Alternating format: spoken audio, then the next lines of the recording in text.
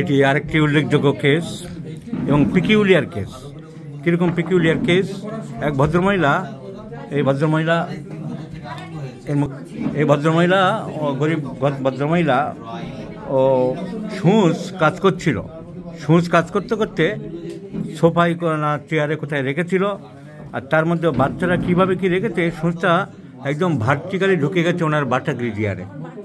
এই যে buttock রিজিয়ানে vertically ঢুকে গেছে একেবারে।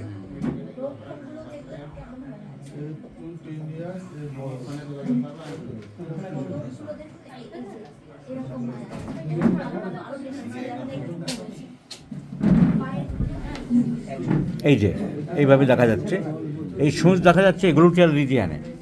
এক্স রে করা হয়েছে, এই গ্লুটিয়াল রিজিয়ানে এই সূঁচটা দেখা যাচ্ছে। আরেকটা প্লেট দাও, এই যে প্লেট,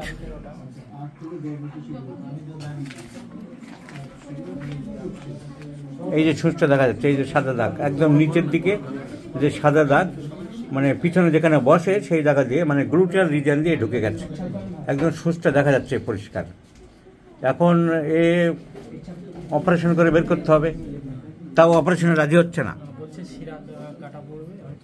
তাহলে কী হবে বলে, এইভাবে থাকবে? ডাক্তার কি বলছে, এইভাবে থাকবে? এমনি ব্যথা ট্যাথা হচ্ছে,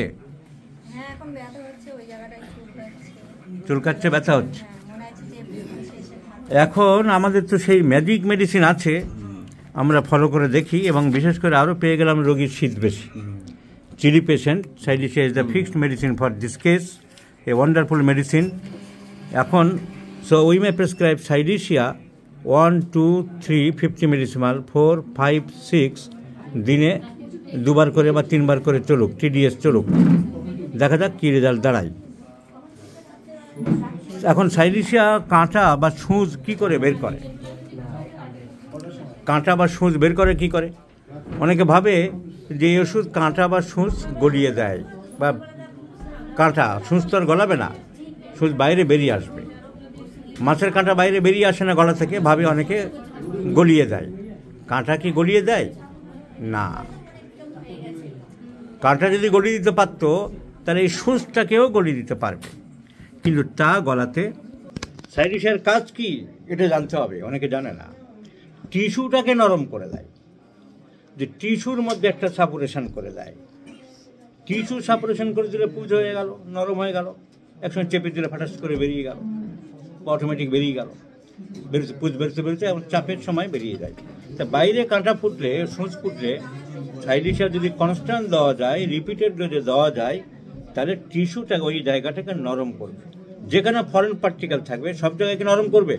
তাহলে সাইডিশিয়া খেলে তো মানুষের যে কোনো জায়গায় পচে গলে যাবে। তো সাইডিশিয়া যেখানটায় ফরেন পার্টিকেল আছে, বাইরের পদার্থ আছে, সেই জায়গার টিস্যুটাকে গলিয়ে দেয়, নরম করে দেয়, পুজ তৈরি করে দেয়, পাস ফরমেশন করে দেয়। দিলে যখন অল্প অল্প পুজ বেরোতে আরম্ভ করলো, নরম হয়ে গেল, জল কিন্তু বেরোতে আরম্ভ করলো, তখন দুই দিকে চাপ দিলে কাঁটা বা সূঁচ বেরিয়ে যায়। এই ভদ্রমহিলা সেইভাবে কাঁটাটা বেরোবে বলে আমাদের আশ্বাস এবং বিশ্বাস, এবং সেই আশ্বাসই আমরা রোগীকে দিলাম।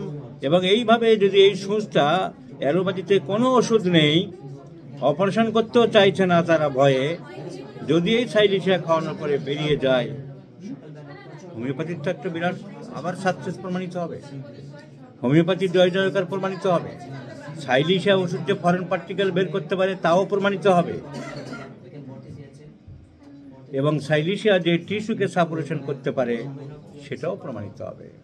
আর যারা নাক ছিটকানো একটু কম হবে, সেটাও নিঃসন্দেহ আশা করব। এখন দেখা যাক রেজাল্টটা কী হয়।